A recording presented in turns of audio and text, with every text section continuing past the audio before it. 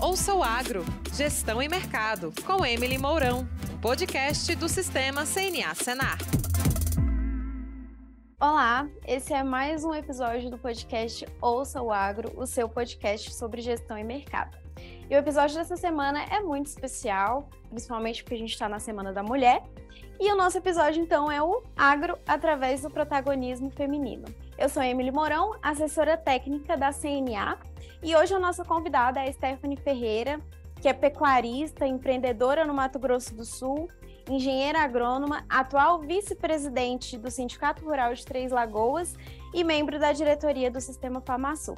Stephanie, seja muito bem-vinda ao nosso podcast. Oi, Emily, olá a todos os ouvintes aí do podcast, muito bacana, um prazer enorme estar aqui com vocês nessa Semana da Mulher, o mês da mulher, falando de um assunto tão importante que é o protagonismo feminino dentro do nosso setor rural. Muito obrigada aí pelo espaço, viu? Stephanie, a CNA lançou nesse último mês a Comissão Nacional das Mulheres do Agro, que tem o objetivo de fortalecer e desenvolver as lideranças femininas por todo o país, e você foi escolhida para ser a nossa presidente, justamente para encabeçar o desenvolvimento de várias ações.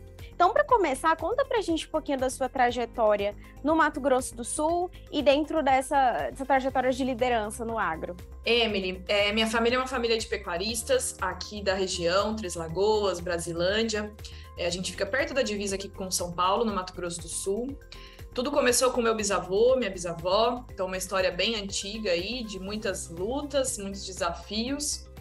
Meu avô recentemente fez a divisão, né, das terras e passou para os filhos. E eu sempre cresci nesse meio, mas muito como uma criança que nas férias ia para a fazenda, no feriado ia para a fazenda, mas que nunca esteve envolvida na técnica de como funcionava exatamente uma fazenda de pecuária, né? E eu lembro de ter muita curiosidade com relação ao capim, à pastagem, aquele desafio, sempre tinha uma seca, a gente sempre tinha uma dificuldade maior. E fui estudar engenharia agronômica, me formei lá na Exalc em 2014 e foquei toda a minha graduação na área de produção animal. Voltei para minha cidade e a recomendação da família foi: vai desenvolver sua carreira, desenvolver sua vida, porque a gente não quer, nesse primeiro momento, você só dentro da fazenda. E aí foi onde eu criei minha empresa de assessoria pecuária e tive uma oportunidade muito importante na minha vida junto ao Senar do Mato Grosso do Sul. Na época a gente tinha o programa ABC Cerrado, então eu trabalhei com a capacitação de produtores, foi um contato muito bom para mim.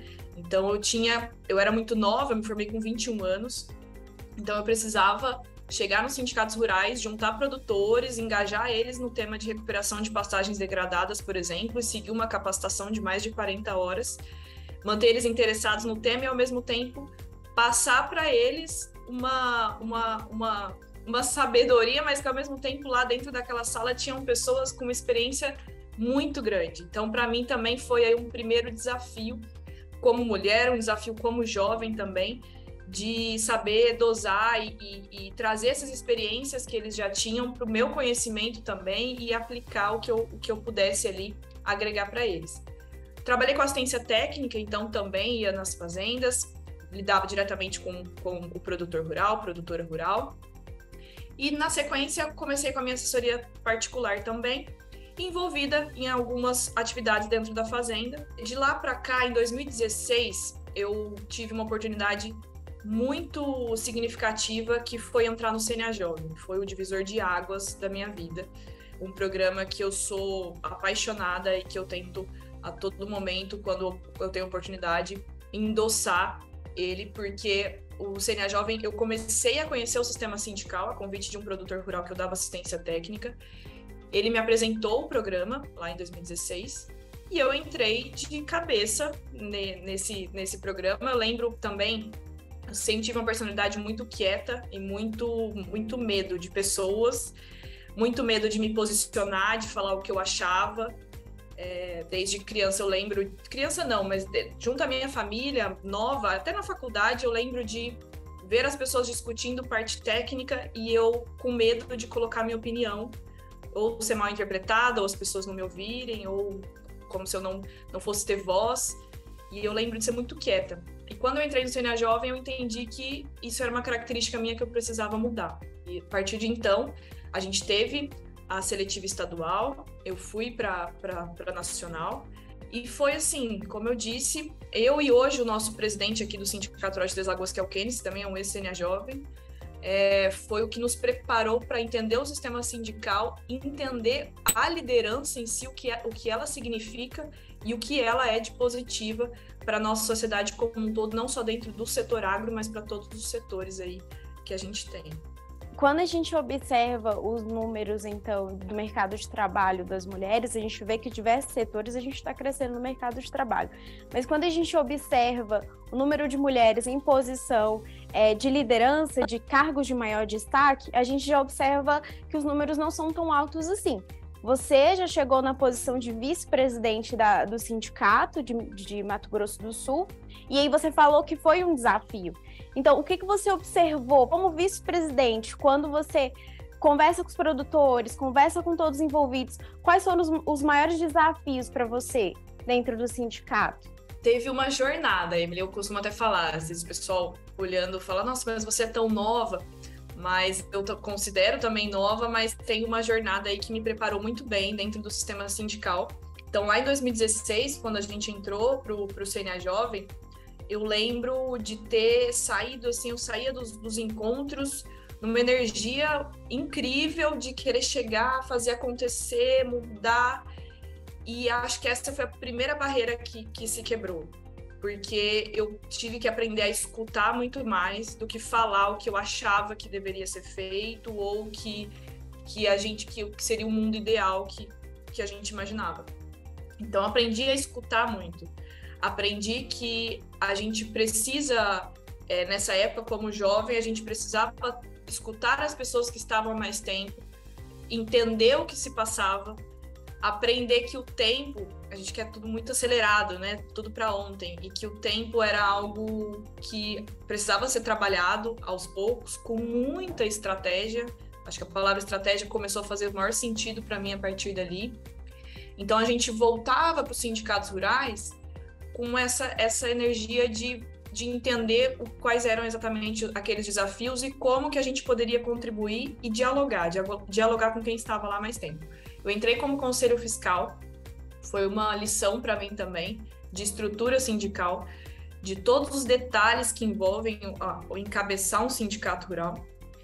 Depois é que a gente foi convidado aí a fazer uma chapa compartilhada, a juntar dois jovens aí, fazer essa gestão compartilhada que a gente fala, como presidente e como vice, e que também todo dia é uma rotina de aprendizado, acho que isso nunca vai acabar.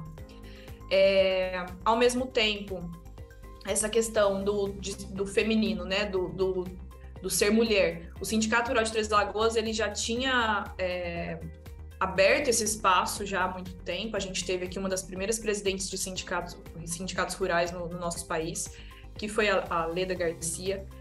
A troca de experiência com ela também foi muito importante. Ela é uma mulher que sempre passa uma força, uma liderança, um entendimento muito, muito bom para a gente. Então, esse diálogo foi o mais importante.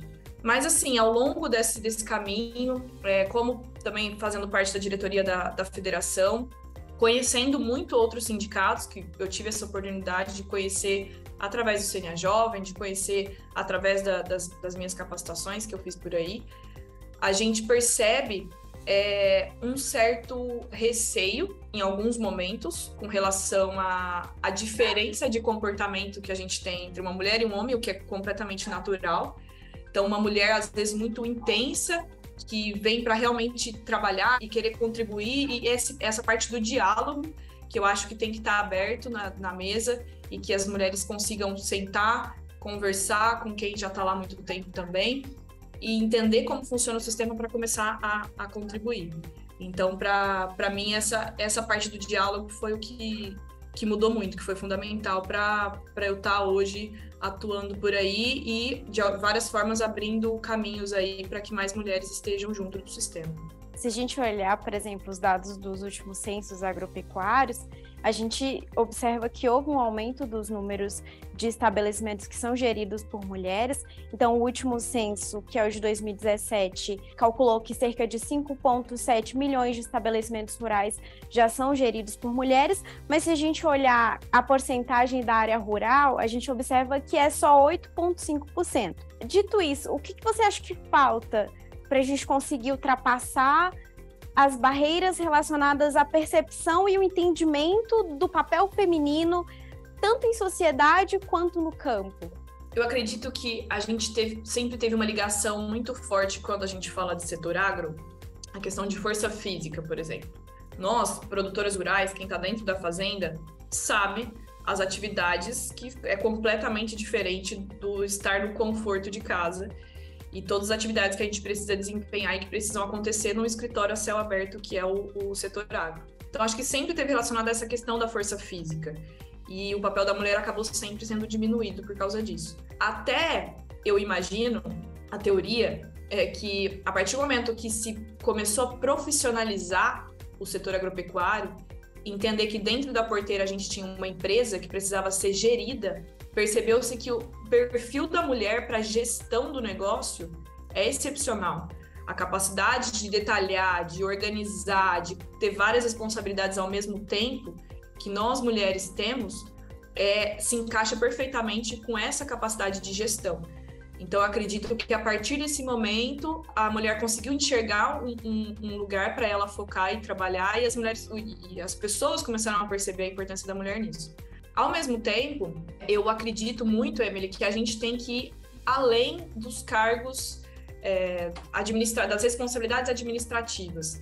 Agora, o que a gente precisa encorajar mais mulheres é que elas ocupem posições de liderança mesmo, liderar a equipe em si, não somente estar dentro do escritório trabalhando com números, o que é muito importante e que também é super válido, mas a gente pode também estar lá na frente atuando diretamente com a equipe.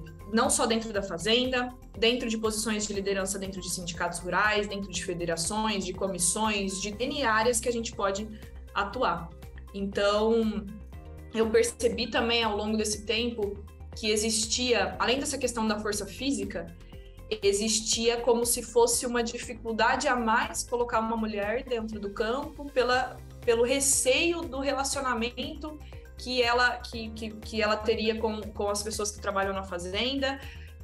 Uma mulher, ela tinha que ter, algumas coisas tinham que ser diferentes do que os homens tinham. A forma como você vai falar com uma mulher pode ser mal interpretado. Então, sempre tinha um receio mesmo a mais do que um homem. Mas o que a gente vê ao longo desse tempo e tenta trabalhar quando a gente fala de liderança é que a mulher se posicione de uma forma que esse problema não exista mais, que as pessoas consigam entender como se trabalha com uma mulher a partir de um princípio básico que é o respeito.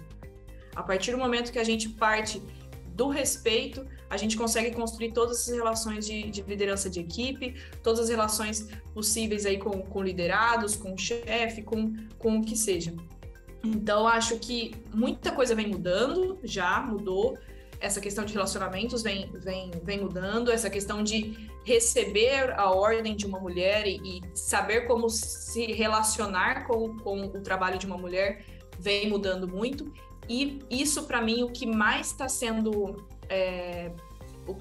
resultado disso é a posição da mulher, como ela está aprendendo a viver nesse mundo, a liderar essas equipes, a estar nessas posições de liderança, mudando o seu comportamento frente às outras pessoas, porque se a gente for esperar que só o mundo mude para receber a gente vai evoluir muito devagar. Então, eu vejo essas mulheres entendendo e se preparando para enfrentar essas dificuldades que vão existir, sempre vão existir dentro do campo, de uma forma muito positiva e simplesmente fazendo acontecer. Acho isso desde o começo, desde quando eu me entendi como mulher no campo, por mais que eu não quisesse enxergar as dificuldades, eu tentava fingir que elas não existiam, porque eu queria trabalhar, eu queria estar dentro da fazenda, eu queria estar lá no campo, eu queria estar junto com a equipe ali, conversando, entendendo tudo que está acontecendo na fazenda. Eu sempre fingi tentei fingir para mim mesma que não era uma diferença. Só que foram vários episódios que já aconteceram também comigo, que de alguma forma, não deixei isso me afetar. Eu fingi que não acontecia e simplesmente fui empurrando e fui fazendo acontecer e fui me colocando nesse espaço. E hoje eu vejo que foi uma decisão importante, assim, que realmente me fez hoje enxergar de uma outra forma e, mais do que nunca, encorajar essas mulheres a também atuarem assim. Você falou muito sobre a nossa percepção de que é diferente, a gente é tratado diferente e a gente tem que lidar com isso, só que ao mesmo tempo a gente também vê muitas mulheres se juntando, a gente forma grupos, né? A gente está se engajando, não só em questões do agro, dentro da porteira, mas fora da porteira também. Então a gente tem muitos grupos de mulheres que trabalham em sindicatos, mulheres do campo que se juntaram em prol de toda essa causa, né? Isso para nós é o que é mais rico. A gente enxerga esses grupos de mulheres, eles já nascem muito fortes, porque a mulher ela tem uma sede por capacitação, por conhecer, por trocar ideia. Eu participo de vários grupos, então a gente vê os grupos femininos são aqueles onde a gente tem as maiores trocas de experiência que a gente sempre tenta trazer para ser produtivo. Um grupo, por exemplo, de rede social, de WhatsApp, enfim. A gente vê as mulheres trocando experiência, trocando ideia, convidando para ir no dia de campo, participando. Chega lá, elas se reúnem, elas fazem a roda ali. Então, e isso é o que para nós mais vai trazer ponto positivo, mais vai contribuir para o protagonismo feminino, porque outras mulheres vendo isso chegam nessa roda também e falam: opa, peraí, estou me identificando com vocês, quero saber mais, quero trocar ideia.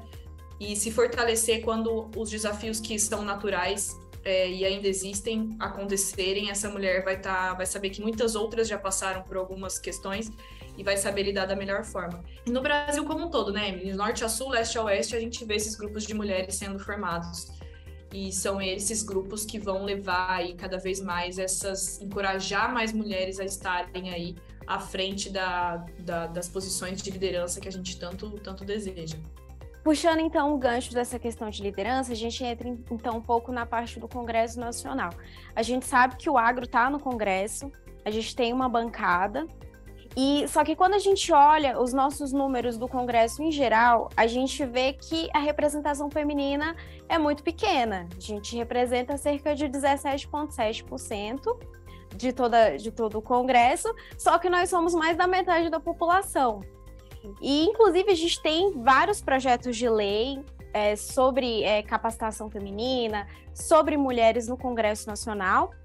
E aí eu queria te perguntar, qual a importância, então, da gente ampliar a representação feminina no parlamento e como é que isso pode favorecer as políticas de promoção de igualdade, por exemplo?